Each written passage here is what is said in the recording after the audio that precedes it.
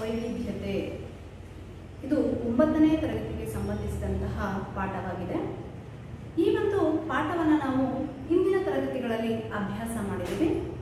ಈ ಒಂದು ತರಗತಿಯಲ್ಲಿ ನಾವು ನೋಡ್ತಕ್ಕಂತಹ ಅಂಶಗಳು ಯಾವ್ಯಾವುದಪ್ಪ ಅಂತಂದರೆ, ಜೀವಿಗಳ ವೈವಿಧ್ಯತೆ ಅನ್ನುವಂಥ ಪಾಠದಲ್ಲಿ ಜೀವಿಗಳ ವರ್ಗೀಕರಣವನ್ನು ನಾವು ಮೊದಲಿಗೆ ನೋಡ್ತೀವಿ. ಜೀವಿಗಳ ವರ್ಗೀಕರಣ 5 ಸಾಮ್ರಾಜ್ಯಗಳನ್ನು ಒಳಗೊಂಡಿದೆ. ಮೊನೇರಾ, ಪ್ರೋಟಿಸ್ಟಾ, ಮೈಕೋಟಾ, ಸಸ್ಯ ಮತ್ತು ಪ್ರಾಣಿ ಸಾಮ್ರಾಜ್ಯ. ನಂತರದಲ್ಲಿ 7 ಮಜಲುಗಳು ಅಥವಾ 7 ಹಂತಗಳ ಬಗ್ಗೆ ನಾವು ತಿಳ್ಕೊಳ್ತೀವಿ. ವರ್ಗೀಕರಣದ 7 ಹಂತಗಳು. ಮೊದಲನೇ ಕಲಿಕಾಂಶ ಜೀವಿಗಳ ವರ್ಗೀಕರಣ ಅಂದರೆ 5 ಸಾಮ್ರಾಜ್ಯಗಳ ವರ್ಗೀಕರಣ. ನಂತರ 7 ಹಂತಗಳ ಬಗ್ಗೆ, ನಂತರ ಪ್ರತಿಯೊಂದು ಸಾಮ್ರಾಜ್ಯದ ಗುಣಲಕ್ಷಣಗಳನ್ನು ನಾವು ತಿಳ್ಕೊಳ್ತಾ ಹೋಗ್ತೀವಿ. ತದನಂತರದಲ್ಲಿ ಸಸ್ಯ ಸಾಮ್ರಾಜ್ಯಕ್ಕೆ ಬರ್ತೀವಿ. ಸಸ್ಯ ಸಾಮ್ರಾಜ್ಯದಲ್ಲಿ 2 ವಿಧಗಳನ್ನು ನೋಡ್ತೀವಿ. ವಾಹಕನಾಳ ಸಹಿತ ಸಸ್ಯ, ವಾಹಕನಾಳ ರಹಿತ ಸಸ್ಯ. ಅವುಗಳ ವಿಧಗಳ ಬಗ್ಗೆ ತಿಳ್ಕೊಳ್ತೀವಿ. ನಂತರ ಪ್ರಾಣಿ ಸಾಮ್ರಾಜ್ಯಕ್ಕೆ ಹೋಗ್ತೀವಿ. ಕಶೇರುಕಗಳು ಮತ್ತು ಅಕಶೇರುಕಗಳ ಬಗ್ಗೆ ನೋಡ್ತೀವಿ. ಕಶೇರುಕಗಳಲ್ಲಿ 5 ವಿಧಗಳು ಬರ್ತವೆ. ಅಕಶೇರುಕಗಳಲ್ಲಿ 8 ವಂಶಗಳು ಬರ್ತವೆ. ಇವುಗಳ ಬಗ್ಗೆ ವಿವರವಾದ ಮಾಹಿತಿಯನ್ನು ನಾವು ಈ ಒಂದು ಪಾಠದಲ್ಲಿ ಕಲಿತಾ ಹೋಗ್ತೀವಿ. ಅದರಲ್ಲಿ ಮೊದಲನೇದಾಗಿ ನಾವು ನೋಡ್ತಾ ಹೋಗೋಣ, ಜೀವಿಗಳ ವೈವಿಧ್ಯತೆ ಹೇಗಿದೆ.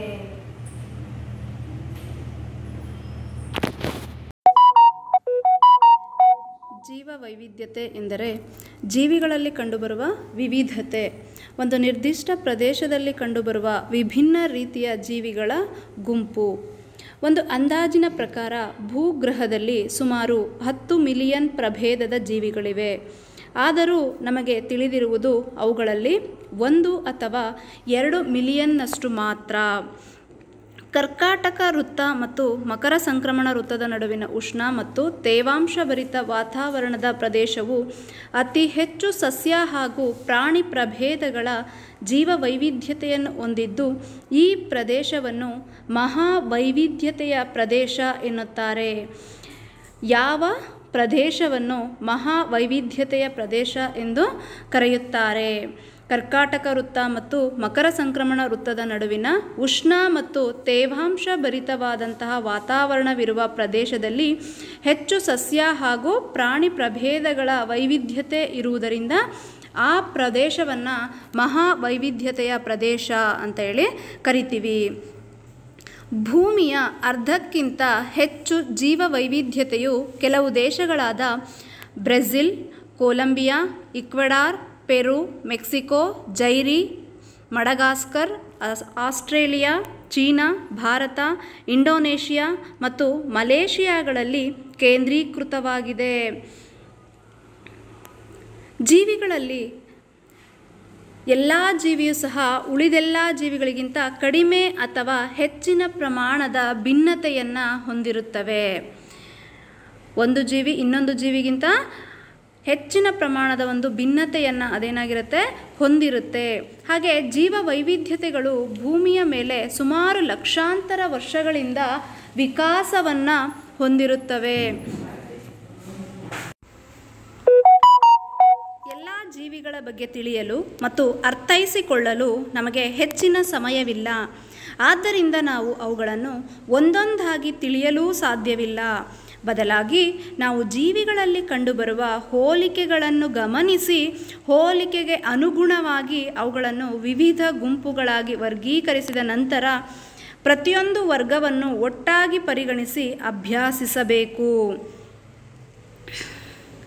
ಜೀವಿಗಳಲ್ಲಿ ವೈವಿಧ್ಯತೆ ಅಂದರೆ ಇಂಗ್ಲೀಷ್ನಲ್ಲಿ ನಾವು ಬಯೋಡೈವರ್ಸಿಟಿ ಅಂತ ಹೇಳಿ ಕರಿತೀವಿ. ವರ್ಗೀಕರಣ ಮತ್ತು ವಿಕಾಸ. ನಾವು ವರ್ಗೀಕರಣವನ್ನು ಏಕೆ ಮಾಡಬೇಕು ಅಂತಂದರೆ, ನಮ್ಮ ಭೂಮಿಯ ಮೇಲೆ ಅಸಂಖ್ಯಾತ ಜೀವಿಗಳಿವೆ. ಆ ಪ್ರತಿಯೊಂದು ಜೀವಿಯ ಲಕ್ಷಣಗಳನ್ನು ಅಭ್ಯಾಸ ಮಾಡೋದು ಕಷ್ಟ ಆಗಿರುತ್ತೆ. ಜೀವಿಯ ಲಕ್ಷಣಗಳನ್ನು ಅಧ್ಯಯನ ಮಾಡೋದಕ್ಕೆ ಅನುಕೂಲ ಆಗೋದಕ್ಕೋಸ್ಕರ ಜೀವಿಗಳನ್ನು ಅವುಗಳ ಹೋಲಿಕೆ ಮತ್ತು ವ್ಯತ್ಯಾಸಗಳಿಗೆ ಅನುಗುಣವಾಗಿ ನಾವೇನು ಮಾಡ್ತೀವಿ, ವಿವಿಧ ಗುಂಪುಗಳಾಗಿ ವಿಭಾಗಿಸ್ತೀವಿ. ಯಾವುದೇ ಒಂದು ಗುಂಪಿನ ಒಂದು ಮಾದರಿ ಜೀವಿಯ ವಿವರವಾದ ಅಧ್ಯಯನವು ಇಡೀ ಗುಂಪಿನ ಇತರ ಎಲ್ಲ ಜೀವಿಗಳ ಪ್ರಮುಖ ಲಕ್ಷಣಗಳನ್ನು ಅರಿಯಲು ಸಾಧ್ಯವಾಗುತ್ತದೆ. ಇಲ್ಲಿ ವರ್ಗೀಕರಣ ಮಾಡುವಂಥದ್ರ ಮುಖ್ಯ ಉದ್ದೇಶ ಏನಪ್ಪ ಅಂತ ಅಂದರೆ, ಮೊದಲನೇ ಉದ್ದೇಶ ಸುಲಭವಾಗಿ ಅಭ್ಯಾಸಿಸಲು, ಗುರುತಿಸಲು ಹಾಗೂ ನೆನಪಿಡಲು. ಎರಡನೆಯದಾಗಿ ವಿವಿಧ ಗುಂಪುಗಳ ಜೀವಿಗಳ ನಡುವಿನ ಪರಸ್ಪರ ಸಂಬಂಧಗಳನ್ನು ನಿರೂಪಿಸುವುದಕ್ಕೆ, ಹಾಗೂ ಮೂರನೇದಾಗಿ ಸರಳ ಜೀವಿಗಳಿಂದ ಸಂಕೀರ್ಣ ಜೀವಿಗಳ ವಿಕಾಸವನ್ನು ತೋರ್ಪಡಿಸಲು ವರ್ಗೀಕರಣವನ್ನು ಮಾಡ್ತಾರೆ. ಇಲ್ಲಿ ನಾವು ನೋಡೋದಾದರೆ ಎಲ್ಲ ಜೀವಿಗಳನ್ನು ಅವುಗಳ ದೇಹ ರಚನೆ, ವಿನ್ಯಾಸ ಮತ್ತು ಕಾರ್ಯಗಳ ಆಧಾರದ ಮೇಲೆ ಗುರುತಿಸಲಾಗಿದೆ ಮತ್ತು ವರ್ಗೀಕರಿಸಲಾಗಿದೆ. ಕೆಲವು ಗುಣಲಕ್ಷಣಗಳು ಜೀವಿಯ ದೇಹ ರಚನೆಯ ವಿನ್ಯಾಸದಲ್ಲಿ ಬೇರೆ ಜೀವಿಗಳಿಗಿಂತ ವಿಸ್ತೃತ ಶ್ರೇಣಿಯ ಬದಲಾವಣೆಗಳನ್ನು ಉಂಟು ಮಾಡುತ್ತವೆ. ಇದರಲ್ಲಿ ಸಮಯವು ತನ್ನ ಪಾತ್ರವನ್ನು ಒಳಗೊಂಡಿದೆ. ಆದ್ದರಿಂದ ಜೀವಿಯ ದೇಹ ರಚನೆಯ ವಿನ್ಯಾಸವು ಒಮ್ಮೆ ರೂಪುಗೊಂಡ ನಂತರ ಆ ಜೀವಿಯಲ್ಲಿ ಮುಂದೆ ರೂಪುಗೊಳ್ಳಬಹುದಾದ ರಚನಾ ವಿನ್ಯಾಸಗಳ ಮೇಲೆ ಪರಿಣಾಮವನ್ನು ಬೀರುತ್ತವೆ. ಚಾರ್ಲ್ಸ್ ಡಾರ್ವಿನ್ ರವರು 1859ರಲ್ಲಿ ಮೊದಲಿಗೆ ವಿಕಾಸವಾದದ ಬಗ್ಗೆ ತಾವು ಬರೆದಂತಹ ಒಂದು ಪುಸ್ತಕದಲ್ಲಿ ಇದರ ವಿಕಾಸವಾದದ ಬಗ್ಗೆ ಅವರು ವಿವರಿಸಿದ್ದಾರೆ. ಆ ಪುಸ್ತಕ ಯಾವುದಪ್ಪ ಅಂತಂದರೆ ಜೀವಿಗಳ ಉಗಮ. ಅದನ್ನು ಇಂಗ್ಲೀಷಲ್ಲಿ ದಿ ಆರಿಜಿನ್ ಆಫ್ ಸ್ಪೀಶೀಸ್ ಅಂತ ಹೇಳಿ ಕರಿತೀವಿ. ಇವರೇನೇ Charles Darwin origin of species ಎನ್ನುವಂತಹ ಒಂದು ಪುಸ್ತಕವನ್ನು ಅವರು ಬರೆದಿದ್ದಾರೆ. ವರ್ಗೀಕರಣದ ಶ್ರೇಣಿಗಳು, ಅದರಲ್ಲಿ ಮೊದಲಿಗೆ ಬರ್ತಕ್ಕಂಥದ್ದು ಯಾವುದಪ್ಪ ಅಂತಂದರೆ ಗುಂಪುಗಳು. ಜೀವಶಾಸ್ತ್ರಜ್ಞರಾದ ಹರ್ನೆಸ್ಟ್ ಹೆಕಲ್ 1894ರಲ್ಲಿ ಅವರ ಜನನ ಆಗುತ್ತೆ. ನಂತರ ರಾಬರ್ಟ್ ವಿಟೇಕರ್ 1959 ಮತ್ತು ಕಾರ್ಲ್ ಓಜ್ 1977ರಲ್ಲಿ ಜನನ. ಇವರುಗಳು ಎಲ್ಲ ಜೀವಿಗಳನ್ನು ಪ್ರಮುಖ ಸಾಮ್ರಾಜ್ಯಗಳಲ್ಲಿ ವರ್ಗೀಕರಿಸಲು ಪ್ರಯತ್ನಿಸಿದ್ದಾರೆ. ನಾವೀಗ ಸಾಮ್ರಾಜ್ಯಗಳನ್ನು ನೋಡೋದಾದರೆ ಮಕ್ಕಳೇ, ನಿಮಗೆ 8ನೇ ತರಗತಿಯಲ್ಲಿ ನೀವು ಅಭ್ಯಾಸ ಮಾಡಿರೋವಂಥ ಜೀವಿಗಳ ವರ್ಗೀಕರಣ ಪಾಠದಲ್ಲಿ ಮೊದಲಿಗೆ 2 ಸಾಮ್ರಾಜ್ಯದ ವರ್ಗೀಕರಣ ಆಯಿತು. ಆ 2 ಸಾಮ್ರಾಜ್ಯದ ವರ್ಗೀಕರಣವನ್ನು ಮಾಡಿದಂತಹವರು ಕರೋಲಸ್ ಲಿನೇಯಸ್ 1758ರಲ್ಲಿ ಮೊಟ್ಟ ಮೊದಲಿಗೆ 2 ಸಾಮ್ರಾಜ್ಯದ ವರ್ಗೀಕರಣವನ್ನು ಮಾಡ್ತಾರೆ. ನಂತರ ಹರ್ನೆಸ್ಟ್ ಹೆಕಲ್ ಅನ್ನೋವಂಥವರು ಆ 2 ಸಾಮ್ರಾಜ್ಯಕ್ಕೆ ಮತ್ತೊಂದು ಸಾಮ್ರಾಜ್ಯವನ್ನು ಸೇರಿಸ್ತಾರೆ. ಅದನ್ನು ಪ್ರೊಟಿಸ್ಟಾ ಸಾಮ್ರಾಜ್ಯ ಅಂತ ಹೇಳಿ ಕರೀತಾರೆ. ನಂತರ ಕೋಪ್ಲ್ಯಾಂಡ್ ಅನ್ನೋಂಥ ವಿಜ್ಞಾನಿ 1966ರಲ್ಲಿ ಮೊನೇರಾ ಸಾಮ್ರಾಜ್ಯವನ್ನು ಸೇರಿಸ್ತಾರೆ. ನಂತರ ರಾಬರ್ಟ್ ವಿಟೇಕರ್ ಅನ್ನೋವಂಥವರು 1969ರಲ್ಲಿ ಶಿಲೀಂಧ್ರ ಸಾಮ್ರಾಜ್ಯವನ್ನು ಸೇರಿಸ್ತಾರೆ. ಒಟ್ಟಾರೆಯಾಗಿ ಜೀವಿಗಳನ್ನು 5 ಸಾಮ್ರಾಜ್ಯಗಳಾಗಿ ನಾವು ವಿಭಾಗಿಸಿದ್ದೀವಿ. ಮೊದಲನೇದು ಮೊನೇರಾ, ಎರಡನೆಯದು ಪ್ರೊಟಿಸ್ಟಾ, ಮೈಕೋಟಾ, ಸಸ್ಯ ಮತ್ತು ಪ್ರಾಣಿ ಸಾಮ್ರಾಜ್ಯಗಳು. ಇಲ್ಲಿ ಸಸ್ಯ ಮತ್ತು ಪ್ರಾಣಿ ಸಾಮ್ರಾಜ್ಯವನ್ನು 2 ವರ್ಗೀಕರಣ ಮಾಡಿದಂಥವರು ಕರೋಲಸ್ ಲಿನೇಯಸ್. ಶಿಲೀಂಧ್ರಗಳನ್ನು ಸಹ ಆ ಒಂದು ಸಾಮ್ರಾಜ್ಯಕ್ಕೇ ಸೇರಿಸಿದ್ರು. ತದನಂತರದಲ್ಲಿ ಶಿಲೀಂಧ್ರಗಳಿಗೆ ತಮ್ಮ ಆಹಾರವನ್ನು ತಾವೇ ತಯಾರಿಸ್ಕೊಳ್ಳುವಂಥ ಒಂದು ಗುಣ ಇಲ್ಲ. ಅವು ಕೊಳೆತಿನಿಗಳು, ಸತ್ತಂತಹ ಅಥವಾ ಕೊಳೆಯುತ್ತಿರುವಂತಹ ಜೀವಿಗಳಿಂದ ಆಹಾರವನ್ನು ಪಡೆಯುವ ಕಾರಣಕ್ಕೋಸ್ಕರ ಅವುಗಳಿಗೆ ಪ್ರತ್ಯೇಕವಾಗಿರುವಂತಹ ಒಂದು ಸಾಮ್ರಾಜ್ಯವನ್ನು ಗುರುತಿಸಿದ್ರು. ಅದೇ ಶಿಲೀಂಧ್ರ ಸಾಮ್ರಾಜ್ಯ. ಆ ಸಾಮ್ರಾಜ್ಯವನ್ನು ಗುರುತಿಸಿದಂಥವರು ರಾಬರ್ಟ್ ವಿಟೇಕರ್. ಹಾಗೆ ಪ್ರೊಟಿಸ್ಟಾ ಹರ್ನೆಸ್ಟ್ ಹೆಕಲ್ ಹಾಗೂ ಮೊನೇರಾ ಸಾಮ್ರಾಜ್ಯ ಕೋಪ್ಲ್ಯಾಂಡ್. ಕಾರ್ಲ್ ಓಯಿಸ್ 1977ರಲ್ಲಿ ಮೊನೇರಾ ಸಾಮ್ರಾಜ್ಯವನ್ನು ಆರ್ಕಿಬ್ಯಾಕ್ಟೀರಿಯಾ ಮತ್ತು ಯು ಬ್ಯಾಕ್ಟೀರಿಯಾಗಳಾಗಿ ವರ್ಗೀಕರಿಸಿದ್ರು. ಇದೊಂದನ್ನು ಗಮನದಲ್ಲಿಟ್ಕೋಬೇಕು ಮಕ್ಕಳ. ಬರೀ ಮೊನೇರಾ ಸಾಮ್ರಾಜ್ಯ ಅಂತ ಇದ್ದಿದ್ರನ್ನು ಮತ್ತೆ 2 ಭಾಗವಾಗಿ ವಿಭಾಗಿಸಿದವರು ಯಾರಪ್ಪ ಅಂತಂದರೆ ಕಾರ್ಲ್ ಓಯಿಸ್. ಆ 2 ಸಾಮ್ರಾಜ್ಯಗಳು ಯಾವುದು? ಆರ್ಕಿಬ್ಯಾಕ್ಟೀರಿಯಾ ಮತ್ತು ಯು ಬ್ಯಾಕ್ಟೀರಿಯಾ. ವರ್ಗೀಕರಣದ ಮಜಲುಗಳನ್ನು ನಾವು ನೋಡೋದಾದರೆ, ವರ್ಗೀಕರಣದ ಮಜಲುಗಳಲ್ಲಿ 7 ವಿಧಗಳಿದೆ. ಯಾವ್ಯಾವುದು ಆ 7 ವಿಧಗಳು ಅವನ್ನ ನಾವು ನೋಡ್ತಾ ಹೋಗೋದಾದರೆ, ಮೊದಲಿಗೆ ಬರುವಂಥದ್ದು ಪ್ರಭೇದ, ನಂತರ ಜಾತಿ. ಪ್ರಭೇದ ಅಂತ ಅಂದರೆ ನಾವೇನಂತ ಕರಿತೀವಿ? ಸ್ಪೀಶೀಸ್. ನಂತರ ಜಾತಿ, ನಂತರ ಕುಟುಂಬ, ಗಣ, ವರ್ಗ, ವಂಶ ಅಥವಾ ವಿಭಾಗ, ಸಾಮ್ರಾಜ್ಯ. ಇಂಗ್ಲೀಷಲ್ಲಿ ನಾವು ಒಮ್ಮೆ ನೋಡೋದಾದರೆ ಪ್ರಭೇದ ಸ್ಪೀಶೀಸ್, ಜಾತಿ ಜೀನಸ್, ನೆಕ್ಸ್ಟ್ ಕುಟುಂಬ ಫ್ಯಾಮಿಲಿ, ಗಣ ಆರ್ಡರ್, ವರ್ಗ ಕ್ಲಾಸ್, ವಂಶ ಫೈಲಮ್, ವಿಭಾಗ ಡಿವಿಷನ್, ಸಾಮ್ರಾಜ್ಯ ಕಿಂಗ್ಡಮ್. ಒಟ್ಟಾರೆ ಎಷ್ಟು ಸಾಮ್ರಾಜ್ಯಗಳಿವೆ? ಎಷ್ಟು ಮಜಲುಗಳಿವೆ? 7 ಮಜಲುಗಳನ್ನು ಅಥವಾ 7 ಹಂತಗಳನ್ನು ಒಳಗೊಂಡಿದೆ. ಇದು ಮಾರ್ಪಾಡಾಗಿರುವಂತಹ ಕರೋಲಸ್ ಲಿನೇಯಸ್ ರವರ ವರ್ಗೀಕರಣದ ಮಜಲುಗಳು. ನಂತರ ರಾಬರ್ಟ್ ವಿಟ್ಟೇಕರ್ ಅವರು ಪ್ರತಿಪಾದಿಸಿರುವಂತಹ 5 ಸಾಮ್ರಾಜ್ಯದ ವರ್ಗೀಕರಣವನ್ನು ನಾವು ನೋಡ್ತಾ ಹೋಗೋಣ ಮಕ್ಕಳ. ಜೀವಿಗಳನ್ನು ಪ್ರಮುಖವಾಗಿ ಪ್ರೋಕ್ಯಾರಿಯೋಟ್ಗಳು ಮತ್ತು ಯೂಕ್ಯಾರಿಯೋಟ್ಗಳು ಅಂತ ಹೇಳಿ ವಿಭಾಗ ಮಾಡ್ತೀವಿ. ಪ್ರೋಕ್ಯಾರಿಯೋಟ್ ಅಂದರೆ ನಿರ್ದಿಷ್ಟವಾದ ನ್ಯೂಕ್ಲಿಯರ್ ಪೊರೆಯಿಂದ ಆವೃತವಾಗಿಲ್ಲದ ಜೀವಿಗಳು. ಯೂಕ್ಯಾರಿಯೋಟ್ಗಳು ಅಂತಂದರೆ ನಿರ್ದಿಷ್ಟವಾದ ನ್ಯೂಕ್ಲಿಯರ್ ಪೊರೆಯಿಂದ ಆವೃತವಾಗಿರುವಂತಹ ಜೀವಿಗಳು. ಹೀಗೆ 2 ರೀತಿಯಲ್ಲಿ ನಾವು ವಿಭಾಗಿಸ್ತೀವಿ.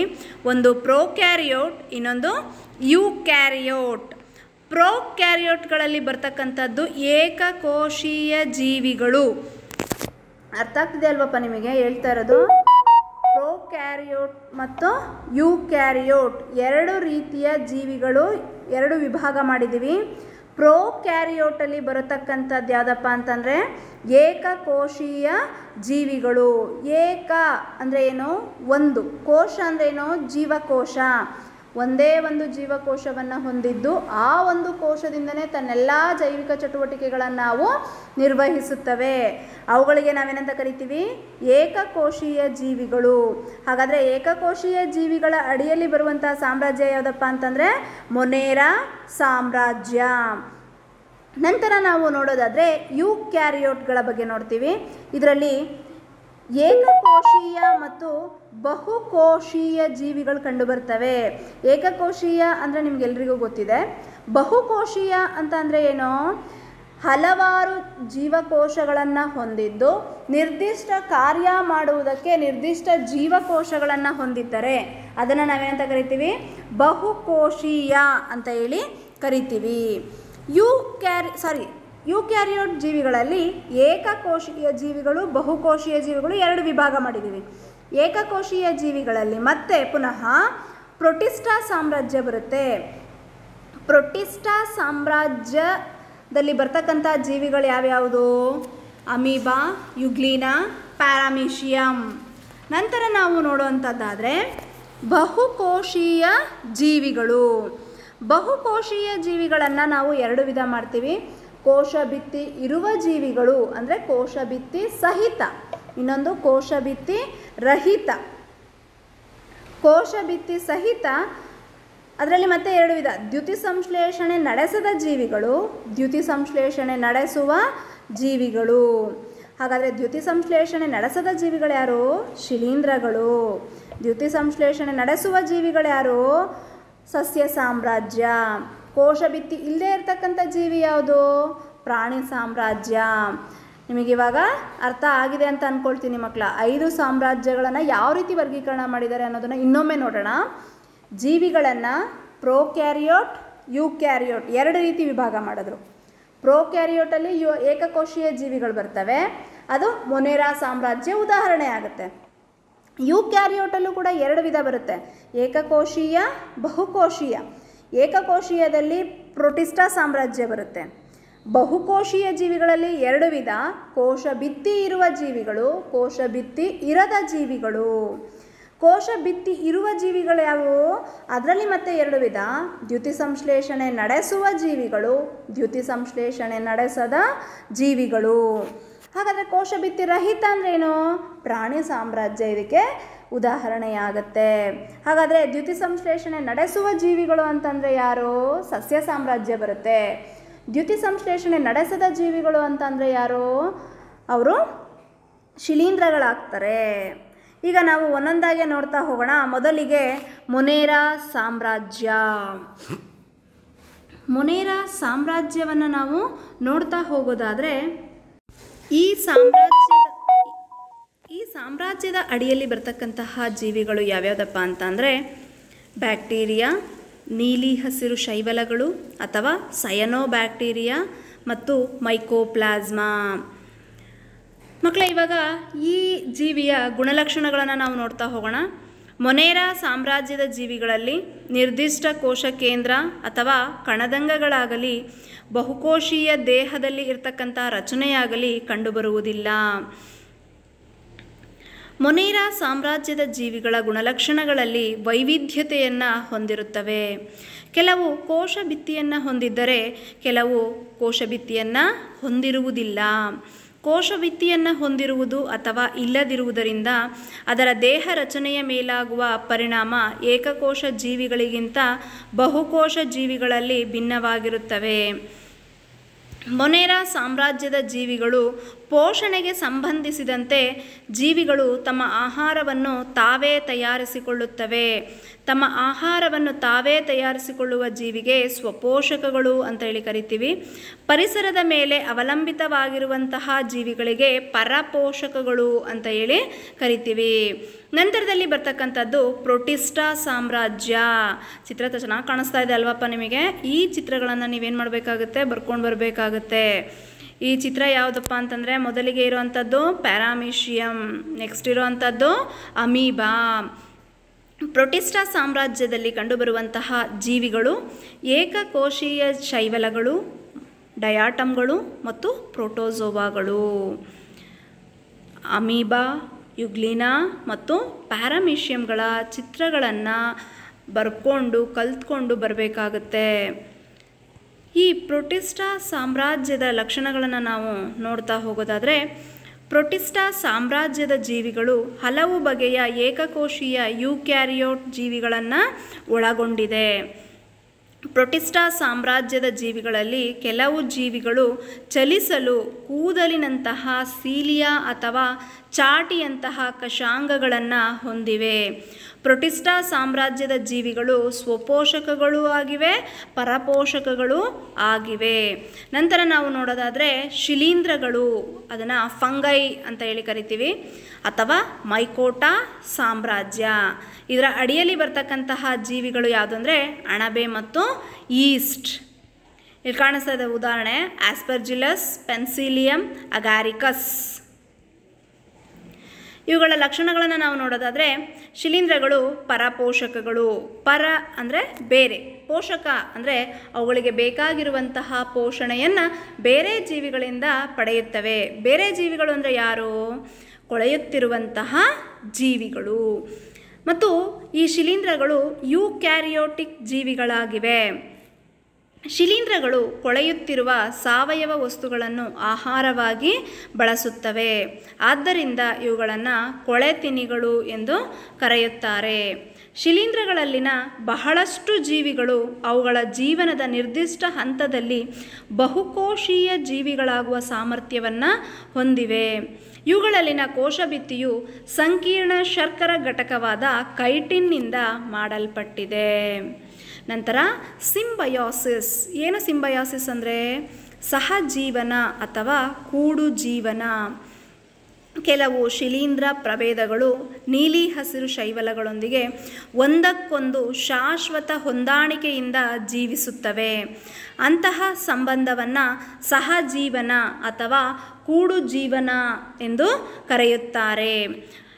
ಕಲ್ಲು ಹೂಗಳು ಈ ರೀತಿಯ ಸಹಜೀವನವನ್ನು ನಡೆಸುತ್ತವೆ. ಉದಾಹರಣೆ ಯಾವುದಪ್ಪ ಸಹಜೀವನಕ್ಕೆ ಅಂತ ಅಂದರೆ ಕಲ್ಲು ಹೂಗಳು.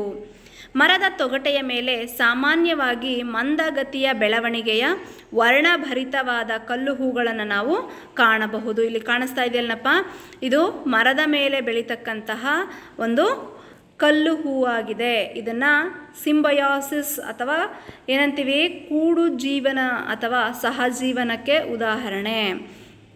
ನಂತರ ನಾವು ನೋಡೋದಾದರೆ ಸಸ್ಯ ಸಾಮ್ರಾಜ್ಯ, ಪ್ಲಾಂಟೇ ಅಂತ ಹೇಳಿ ಕರಿತೀವಿ. ಸಸ್ಯಗಳು ಕೋಶ ಭಿತ್ತಿಯನ್ನು ಹೊಂದಿದ ಯೂಕ್ಯಾರಿಯೋಟ್ ಗುಣಲಕ್ಷಣಗಳುಳ್ಳ ಬಹುಕೋಶೀಯ ಜೀವಿಗಳಾಗಿವೆ.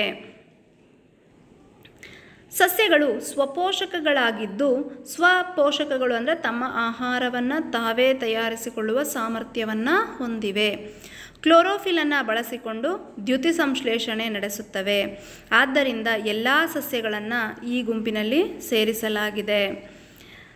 ಸಸ್ಯಗಳು ಮತ್ತು ಪ್ರಾಣಿಗಳು ನಮ್ಮ ಸುತ್ತಲಿನ ಅತಿ ಹೆಚ್ಚು ಕಂಡುಬರುವ ಜೀವ ವೈವಿಧ್ಯತೆಗೆ ಕಾರಣವಾಗಿವೆ. ಸಸ್ಯವು ನೀರು ಮತ್ತು ಇತರ ವಸ್ತುಗಳ ಸಾಗಾಣಿಕೆಗೆ ತನ್ನಲ್ಲಿ ವಿಶೇಷ ಅಂಗಾಂಶಗಳನ್ನು ಹೊಂದಿರುವ ಆಧಾರದ ಮೇಲೆ, ನಂತರ ಸಸ್ಯದಲ್ಲಿ ಬೀಜೋತ್ಪಾದನಾ ಸಾಮರ್ಥ್ಯ ಮತ್ತು ಬೀಜಗಳು ಹಣ್ಣಿನ ಕವಚದಿಂದ ಆವೃತವಾಗಿರುವ ಲಕ್ಷಣಗಳನ್ನು ಆಧರಿಸಿ ವರ್ಗೀಕರಿಸಲಾಗಿದೆ. ಇಲ್ಲಿ ಚಿತ್ರ ನಿಮಗೆ ಗೊತ್ತಾಗ್ತಾ ಇದೆ ಮಕ್ಕಳ. ವರ್ಗೀಕರಣ ಯಾವ ರೀತಿ ಮಾಡಿದ್ದಾರೆ? ಸಸ್ಯಗಳನ್ನು 2 ಭಾಗ ಮಾಡಿದ್ದಾರೆ. ನಿರ್ದಿಷ್ಟ ಭಾಗಗಳನ್ನು ಹೊಂದಿಲ್ಲದ ಸಸ್ಯದೇಹ, ನಿರ್ದಿಷ್ಟ ಭಾಗಗಳನ್ನು ಹೊಂದಿರುವ ಸಸ್ಯದೇಹ. ನಿರ್ದಿಷ್ಟ ಭಾಗಗಳನ್ನು ಹೊಂದಿಲ್ಲದ ಸಸ್ಯದೇಹ ಯಾವುದು? ಥ್ಯಾಲೋಫೈಟಾ ಅಂತ ಹೇಳಿ ಕರಿತೀವಿ. ಹಾಗೆಯೇ ನಿರ್ದಿಷ್ಟ ಸಸ್ಯದ ಭಾಗಗಳನ್ನು ಹೊಂದಿರೋದು ಯಾವುದಪ್ಪ ಅಂದರೆ ವಾಹಕ ಅಂಗಾಂಶ ರಹಿತ ಮತ್ತು ವಾಹಕ ಅಂಗಾಂಶ ಸಹಿತ. ವಾಹಕ ಅಂಗಾಂಶ ರಹಿತಕ್ಕೆ ಉದಾಹರಣೆ ಹಾವಸೆ ಸಸ್ಯ. ಹಾಗೆ ವಾಹಕ ಅಂಗಾಂಶ ಸಹಿತದಲ್ಲಿ 2 ವಿಧ: ಬೀಜಗಳನ್ನು ಉತ್ಪಾದಿಸದ ಮತ್ತು ಬೀಜಗಳನ್ನು ಉತ್ಪಾದಿಸುವ. ಬೀಜಗಳನ್ನು ಉತ್ಪಾದಿಸದೇ ಇರತಕ್ಕಂಥ ಜೀವಿ ಯಾವುದಪ್ಪ ಅಂದರೆ ಪುಚ್ಚ ಸಸ್ಯ. ಹಾಗೆ ಬೀಜಗಳನ್ನು ಉತ್ಪಾದಿಸುವ ಸಸ್ಯ ಯಾವುದಪ್ಪ ಅಂದರೆ ನಗ್ನ ಬೀಜ ಮತ್ತು ಆವೃತ ಬೀಜ. ಅಂದರೆ ನಗ್ನ ಬೀಜಗಳು ಅಂದರೆ ಅನಾವೃತ ಬೀಜ ಸಸ್ಯಗಳು. ಆವೃತ ಬೀಜ ಅಂದರೆ ಹಣ್ಣಿನ ಕವಚದಿಂದ ಆವೃತವಾಗಿರುವಂತಹ ಬೀಜಗಳು. ಆವೃತ ಬೀಜ ಸಸ್ಯಗಳಲ್ಲಿ ಮತ್ತೆ 2 ವಿಧ: ಏಕದಳ ಸಸ್ಯಗಳು ಮತ್ತು ದ್ವಿದಳ ಸಸ್ಯಗಳು. ದ್ವಿದಳ ಅಂದರೆ 2 ಬೀಜ ದಳಗಳನ್ನು ಹೊಂದಿರುತ್ತವೆ. ಇವು ಒಂದೇ ಒಂದು ಬೀಜದಳವನ್ನು ಹೊಂದಿರುತ್ತವೆ. ಮೊದಲಿಗೆ ನಾವು ನೋಡೋದಾದರೆ ಥ್ಯಾಲೋಫೈಟಾ ಅಥವಾ ಶೈವಲಗಳು. ಅದಕ್ಕೆ ಉದಾಹರಣೆ, ಥ್ಯಾಲೋಫೈಟಾಗೆ ಉದಾಹರಣೆ ಸ್ಪೈರೋಗೈರಾ, ಯುಲೋಥ್ರಿಕ್ಸ್, ಕ್ಲಮೆಡೋಫೋರಾ ಮತ್ತು ಕ್ಯಾರಾ. ಇಲ್ಲಿ ಚಿತ್ರಗಳು ಕಾಣಿಸ್ತಾ ಇದೆಯಲ್ಲಪ್ಪ. ಮೊದಲನೇ ಚಿತ್ರ ಯುಲೋಥ್ರಿಕ್ಸ್ನ ಚಿತ್ರ, ಎರಡನೇದು ಕ್ಲಾಡೋಫೋರಾ, ಉಲ್ವಾ, ಸ್ಪೈರೋಗೈರಾ, ಕ್ಯಾರಾ. ಈ ಕೆಳಭಾಗದಲ್ಲಿ ಇರ್ತಕ್ಕಂಥದ್ದು ನಾವು ಸೂಕ್ಷ್ಮ ದರ್ಶಕದಲ್ಲಿ ವೀಕ್ಷಿಸಿದಾಗ ಕಾಣುವಂತಹ ಒಂದು ಚಿತ್ರ ಆಗಿರುತ್ತೆ.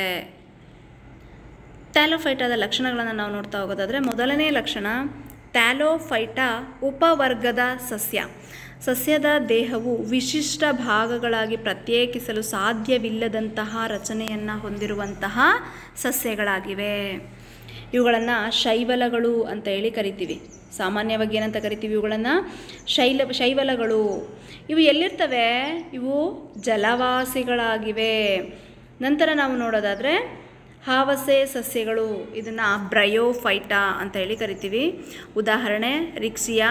ಮಾಸ್ ಸಸ್ಯಗಳು. ಮಾಸ್ ಸಸ್ಯಗಳಿಗೆ ಇನ್ನೂ ಒಂದು ಹೆಸರಿದೆ, ಫ್ಯುನೇರಿಯಾ ಮತ್ತು ಮಾರ್ಕ್ಯಾನ್ಶಿಯಾ. ಹಾವಸೆ ಸಸ್ಯಗಳ ಲಕ್ಷಣಗಳು. ಮೊದಲನೇದಾಗಿ ಹಾವಸೆ ಸಸ್ಯಗಳು ಉಭಯವಾಸಿ ಸಸ್ಯಗಳು ಅಂತಲೂ ಕರಿತೀವಿ. ಯಾಕೆ ಉಭಯವಾಸಿ ಸಸ್ಯಗಳು ಅಂತ ಅಂದರೆ, ನೀರು ಮತ್ತು ನೆಲದ ಮೇಲೆ ಅಂದರೆ ತೇವಾಂಶ ಪೂರಿತವಾದಂತಹ ಮಣ್ಣಿನ ಮೇಲೆ ಅವು ಜೀವಿಸೋದ್ರಿಂದ ಅವುಗಳನ್ನು ನಾವೇನಂತ ಕರಿತೀವಿ, ಉಭಯವಾಸಿ ಸಸ್ಯಗಳು ಅಂತ ಹೇಳಿ ಕರಿತೀವಿ. ಹೇಗೆ ಉಭಯವಾಸಿ ಪ್ರಾಣಿಗಳು ಅಂತ ಹೇಳ್ತೀವೋ ಹಾಗೆ ಸಸ್ಯಗಳಲ್ಲೂ ಕೂಡ ಉಭಯವಾಸಿ ಸಸ್ಯಗಳು ಇವೆ. ಉಭಯವಾಸಿ ಸಸ್ಯಗಳು ಎಂದು ಯಾವ ಸಸ್ಯವನ್ನು ಕರೆಯುತ್ತಾರೆ, ಏಕೆ? ಪ್ರಶ್ನೆ ಉದ್ಭವ ಆಗುತ್ತೆ. ನಂತರ ಸಸ್ಯದ ದೇಹವನ್ನು ಕಾಂಡ ಮತ್ತು ಎಲೆಯಂತಹ ರಚನೆಗಳಾಗಿ ವಿಂಗಡಿಸಬಹುದು. ಆದರೆ ಈ ಸಸ್ಯಗಳಲ್ಲಿ ನೀರು ಮತ್ತು ಇತರೆ ವಸ್ತುಗಳ ಸಾಗಾಣಿಕೆಗೆ ವಿಶೇಷ ಅಂಗಾಂಶಗಳು ಇರುವುದಿಲ್ಲ. ಮಕ್ಕಳೇ, ಇಲ್ಲಿ ಮುಖ್ಯವಾಗಿರುವಂಥ ಅಂಶ. ಹಾಗಾದರೆ ಆ ಸಸ್ಯ ಹೇಗೆ ಬೆಳವಣಿಗೆಯನ್ನು ಹೊಂದುತ್ತೆ? ಬೇರುಗಳೇ ಇಲ್ಲ, ಅಂದರೆ ಬೇರನ್ನು ಹೋಲುವಂತಹ ರೈಸಾಯ್ಡ್ ಎನ್ನುವಂತಹ ರಚನೆ ಇದೆ. ಬೇರುಗಳು ಏನು ಕೆಲಸ ಮಾಡ್ತಾ ಇದ್ವೋ ಆ ಕೆಲಸವನ್ನು ರೈಸಾಯ್ಡ್ಗಳು ಮಾಡುತ್ತವೆ. ನಂತರ ಪುಚ್ಚ ಸಸ್ಯಗಳು. ಪುಚ್ಚ ಸಸ್ಯಗಳಿಗೆ ಉದಾಹರಣೆ ಅಂತ ಅಂದರೆ ಜರಿ ಸಸ್ಯಗಳು, ಮಾರ್ಸಿಲಿಯಾ, ಹಾರ್ಸ್ ಟೈಲ್ಗಳು, ಟೆರಡೋಫೈಟಾ ಅಂತೇಳಿ ಕರಿತೀವಿ ಪುಚ್ಚ ಸಸ್ಯವನ್ನು. ಇಲ್ಲಿ ನಿಮಗೆ ಚಿತ್ರ ಕಾಣಿಸ್ತಾ ಇದೆ ಮಕ್ಕಳೇ, ಈ ಚಿತ್ರವನ್ನು ನೋಡಿದಿರಲ್ವಾ? ಮೊದಲನೇ ಚಿತ್ರ ಏನಿದೆ ಇದು ಮಾರ್ಸಿಲಿಯಾ, ಎರಡನೇದು ಫರ್ನ್. ಇಲ್ಲಿ ನೋಡಿದ್ದೀರಾ ನೀವು, ಕಾಣಿಸ್ತಾ ಇದೆ ಚಿತ್ರ, ಇವುಗಳನ್ನು ಗಮನಿಸಿರ್ತೀರ ಅಲ್ವಾ? ಇವುಗಳ ಲಕ್ಷಣಗಳನ್ನು ನಾವು ನೋಡ್ತಾ ಹೋಗೋಣ. ಪುಚ್ಚ ಸಸ್ಯಗಳ ಗುಂಪಿನ ಸಸ್ಯಗಳೇನಿವೆ ನಿರ್ದಿಷ್ಟ ಬೇರು, ಕಾಂಡ ಮತ್ತು ಎಲೆಗಳನ್ನು ಹೊಂದಿದ್ದು ನೀರು ಮತ್ತು ಇತರ ವಸ್ತುಗಳನ್ನು ಸಸ್ಯದ ಒಂದು ಭಾಗದಿಂದ ಮತ್ತೊಂದು ಭಾಗಕ್ಕೆ ಸಾಗಿಸಲು ವಿಶೇಷ ಅಂಗಾಂಶಗಳನ್ನು ಒಳಗೊಂಡಿದೆ. ಥ್ಯಾಲೋಫೈಟಾಗಳು ಹಾವಸೆ ಸಸ್ಯಗಳು ಮತ್ತು ಪುಚ್ಚ ಸಸ್ಯಗಳು ನಗ್ನ ಭ್ರೂಣವನ್ನು ಹೊಂದಿದ್ದು ಅವುಗಳನ್ನು ಬೀಜಕಗಳು ಎನ್ನುತ್ತಾರೆ. ಈ ಮೂರು ಗುಂಪಿನ ಸಸ್ಯಗಳಲ್ಲಿ ಸಂತಾನೋತ್ಪತ್ತಿಯ ಅಂಗಗಳು ಅಸ್ಪಷ್ಟವಾಗಿರುತ್ತವೆ. ಆದ್ದರಿಂದ ಇವುಗಳನ್ನು ಕ್ರಿಪ್ಟೋಗ್ಯಾಮಿಯಾ ಅಥವಾ ಗುಪ್ತ ಸಂತಾನೋತ್ಪತ್ತಿಯ ಅಂಗಗಳು ಎಂದು ಕರೆಯುತ್ತಾರೆ. ಯಾರನ್ನು ಕರೀತಾರೆ? ಥ್ಯಾಲೋಫೈಟಾ, ಹಾವಸೆ ಸಸ್ಯ ಮತ್ತು ಪುಚ್ಚ ಸಸ್ಯ. ಕಾರಣ ಏನಪ್ಪ? ಅಲ್ಲಿ ಸಂತಾನೋತ್ಪತ್ತಿ ಅಂಗಗಳು ಸ್ಪಷ್ಟವಾಗಿ ಇರೋದಿಲ್ಲ, ಹಾಗಾಗಿ ಕ್ರಿಪ್ಟೋಗ್ಯಾಮಿಯಾ ಅಂತ ಹೇಳಿ ಕರೀತಾರೆ. ಸ್ಪಷ್ಟವಾದ ಸಂತಾನೋತ್ಪತ್ತಿಯ ಅಂಗಾಂಶಗಳನ್ನು ಹೊಂದಿರುವ ಅಂತಿಮವಾಗಿ ಬೀಜಗಳನ್ನು ಉತ್ಪಾದಿಸುವಂತಹ ಸಸ್ಯಗಳಿಗೆ ಫೆನೆರೋಗ್ಯಾಮ್ಗಳು ಅಂತ ಹೇಳಿ ಕರೀತಾರೆ. ಮಕ್ಕಳೇ, ನಾವು ಇದುವರೆಗೂ ನೋಡಿರೋ ಅಂಥದ್ದೇನೇನಪ್ಪ ಅಂತ ಅಂದರೆ ಅಂಶಗಳು ಜೀವಿಗಳ ವರ್ಗೀಕರಣವನ್ನು ನೋಡ್ತಾ ಹೋದ್ವಿ. ಮೊನೇರಾ, ಪ್ರೊಟಿಸ್ಟಾ, ಮೈಕೋಟಾ, ಸಸ್ಯ ಸಾಮ್ರಾಜ್ಯ, ಪ್ರಾಣಿ ಸಾಮ್ರಾಜ್ಯ, ಒಟ್ಟು 5 ಸಾಮ್ರಾಜ್ಯಗಳನ್ನು ನಾವು ನೋಡಿದ್ವಿ. ಅದರಲ್ಲಿ ಒಂದೊಂದೇ ಸಾಮ್ರಾಜ್ಯದ ಲಕ್ಷಣವನ್ನು ಕೂಡ ಗಮನಿಸ್ತಾ ಹೋದ್ವಿ. ನಂತರ ಇರೋವಂಥದ್ದು ಯಾವುದಪ್ಪ ಈಗ ಅಂತಂದರೆ ಅನಾವೃತ ಬೀಜ ಸಸ್ಯದ ಲಕ್ಷಣಗಳನ್ನು ನಾವು ನೋಡಬೇಕು. ಅದನ್ನು ನಾವು ಮುಂದಿನ ತರಗತಿಯಲ್ಲಿ ನೋಡ್ತಾ ಹೋಗೋಣ.